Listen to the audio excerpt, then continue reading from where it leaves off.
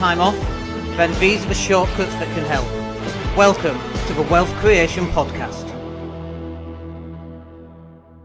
And good morning everybody, it's Dan, hope you're well today. So let's talk about how to rank your business on Google.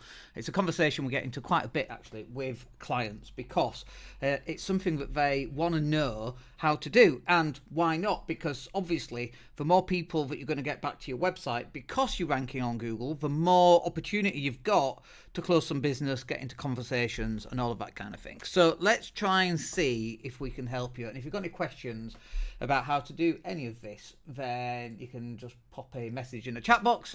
We've got it open and you can ask away. Obviously, by the way, we don't normally do these on a Saturday, but we are doing them today. We just thought it'd be a little bit different. The kids, the Lufia's at horse riding, and so we thought let's just go live on a Saturday morning, see what happens. Anyway, let's talk about keywords, shall we? Because keywords are kind of really important, just a little bit. And one of the things that people kind of get confused about is, we ask them, we go, what keywords, if someone wants your plumbing business, what are they going to go to Google and type? And they'll go, oh, Smith & Co. Plumbing. And it's like, no. If they already knew who you were, they wouldn't be going to Google to find you. They've probably already got your phone number or your business card or your leaflet. That's not necessarily what people are going to type on Google in order to find you. So let me just check here. Yeah. So I've got a message come in, so let me respond. With that in mind then, what are the keywords that people are going to type onto Google? It's like 24-hour emergency plumbing, maybe, and then a postcode or a particular area. So let's say emergency plumber, Leeds City Centre, or LS1, for example. That's what people are going to type on Google. They're not just going to type your business name because they already know who you are. So what else might people type? Well, it depends on what the problems are. So Google is what we call a pull medium, whereas Facebook is like a push medium, like a newspaper. You're pushing an advert out and you're hoping that the person who's on Facebook at the exact time that advert has been presented happens to want what you're offering. Whereas Google is different. It's what we call a pull medium. So if I've got toothache and it's 3 o'clock in the morning, I'm going to look for an emergency dentist leads, and then up will be presented a list of dentists that offer that particular service. So it's a pull medium and I'm pulling the information back to me. So you've got to think about the keywords. Now, if you're trying to do SEO or anything like that and you've not actually worked out what these keywords should be, then actually you're going to struggle and you're going to fail on your ranking on Google. Now, we're not going to talk about Google My Places, which is slightly different. We're not going to talk about that today. We'll probably do that next week, actually, because that's useful to know. This is specifically about SEO. And so you've got to have a really good think about what you want the keywords to be.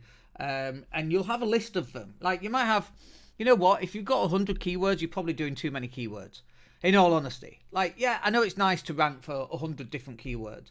Really, the keywords that are going to get all the traffic are maybe 4 or 5, 6 to 10, absolute maximum. Everything else should be what we call long tail keywords. So, for example, if you live in, if you live in, what's it called, LS16, Horsforth. If you live in Horsforth in Leeds, and you type emergency plumber Horsforth. That's a bit more specific than just emergency plumber leads. And so if you are an emergency plumber in Horsforth, you might even want to have, as part of your keywords, emergency plumber LS16 and include the postcode as part of that, because that's what people are going to look for. If that's what they want someone local who can be there in the next 5 minutes to come and fix your leaky tap or whatever it happens to be. So you've got to think about long-term keywords. Now, you also might want to do how to repair your boiler, Horsforth Leeds. That's a long-tail keyword because that's a person who's got a problem with their boiler, they're looking to repair it, and for whatever reason they've chucked on Horsforth and Leeds, there's a chance that you might rank for that search engine result. They can't fix the problem, they get on the phone to you, now that's a new customer. And so this is why the keyword stuff is really important. So you'll have a clump of keywords, which are really obvious ones, which you're probably not going to rank for.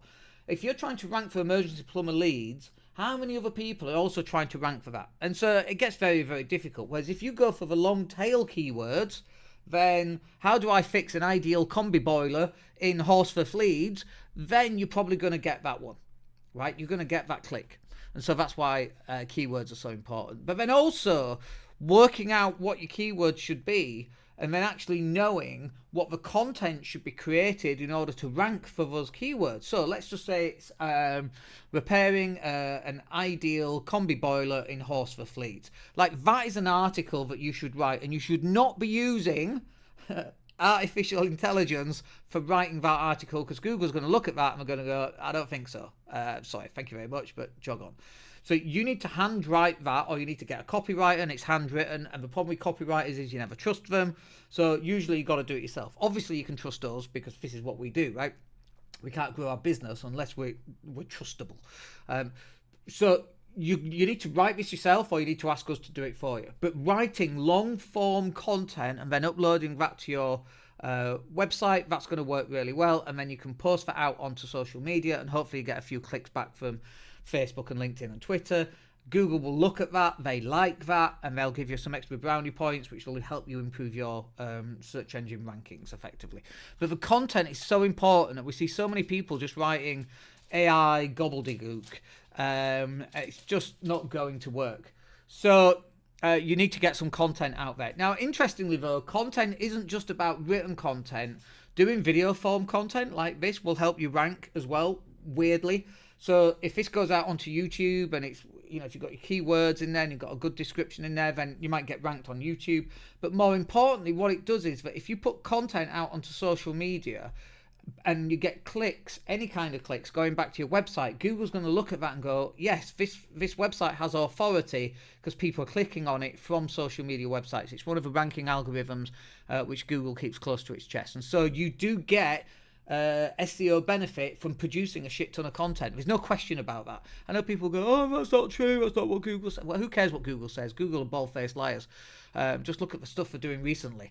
Magically, all the Reddit stuff goes to the top of Google, and then magically, a few weeks later, Google buys Reddit. Wow, that's amazing, isn't it, how that happens? I don't trust Google. I don't trust anybody, right? But in particular, I don't trust Google. On-page SEO refers to you embedding keywords within the content, mostly, okay? Having things like images with alt tags on, so if it's a picture of a plumber fixing a boiler, it should say plumber fixing a boiler in Horsforth, Leeds, for example, or emergency plumber fixing a boiler in Horsforth, Leeds is probably more accurate. Obviously, you don't want to spam with that, and you want to use different words. So 24-hour plumber, call-out plumber, they're different ways of saying the same thing. Google likes that kind of thing as well.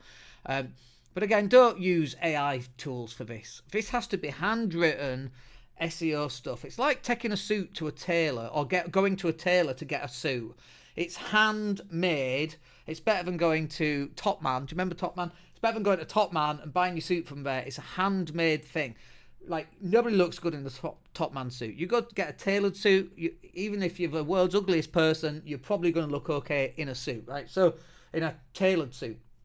This is the difference with proper on-page SEO versus AI-type SEO versus just stuffing keywords onto a page and hoping that's what you're going to get. There's an art form to this. Yes, there is a science to this. But also, in combination with the science, there is an art form to it as well. And then finally on this is backlinks. You need to have backlinks going back from other places back to your website. And so this could be writing content on other people's websites that drives a lot of traffic, for example. It could be getting seen in the press, using a PR company, for example. That works really well. One of our clients got in the Daily Mail. Now, I don't like the Daily Mail for all sorts of different reasons. But do you know what? If I could have an article in the Daily Mail, I'll take it. Thank you very much. Because you're going to get a link from a very high-ranking site back to your own website, which will help you rank as well. In addition, backlinks, and I know people go, oh, no, that's not true, but getting out your content on social media, like even if it's a no-follow tag, which means that Facebook tell Google not to tell their robots not to follow the link. if the fact that someone's clicked that link from Facebook and landed back on your website, it's going to give you brownie points in terms of ranking. So you've got to start building backlinks, but don't just be doing reciprocal backlinks. Well, I'll give you a backlink if you give me a backlink. It's really bollocks. It's 2024 now, for God's sake. You need to get your PR machine, your marketing machine up and running.